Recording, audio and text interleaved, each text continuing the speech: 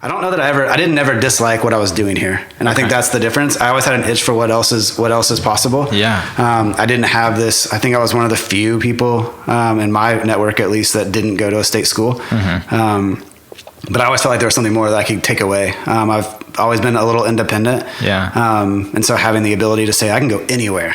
I always thought I'd go for soccer, and I thought that would kind of drive my decisions. But when that didn't happen, it's like, hey, I can go anywhere I want. Yeah. The whole country is available. And what better time than college? It's somewhat protected. And so because of that, I ended up choosing Nashville for music business. And then, again, I've always had that itch of like, what can I do? I've never been attached to one place. I can appreciate the places I'm in. I don't ever, it's never moving and changing environment is never because I'm unhappy. It's always because, hey, you know what? Like, this has been awesome, but what's next? Yeah. And I've always had that look. And so that's so I'd say when it comes to Edmond, it always felt like a small town. I'd never, for a phase of my life, that suburb life wasn't necessarily what I was expecting. Right. And even from 2008, I lived in Oklahoma City. Our offices were in the Plaza District.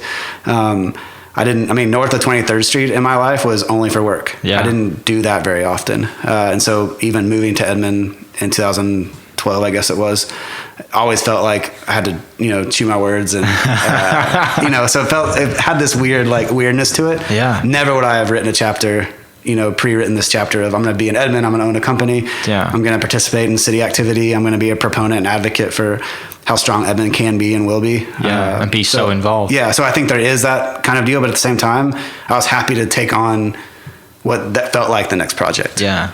It's funny how life works like that, isn't it? It just keeps throwing you ideas or throwing you opportunities, and you take one and then it just opens up this entire spider web of opportunities. And I talk about it a lot. Get into it. You really get into it. Yeah. And I talk about with students and on boards when I get to speak with people about business and entrepreneurship is that saying yes is a big deal.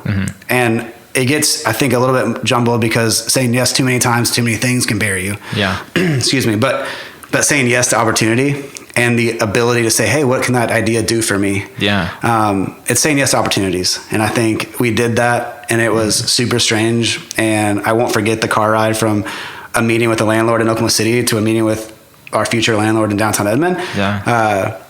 And I won't forget it because the whole time I was mad. I didn't want to do it. It was part of our plan to do it.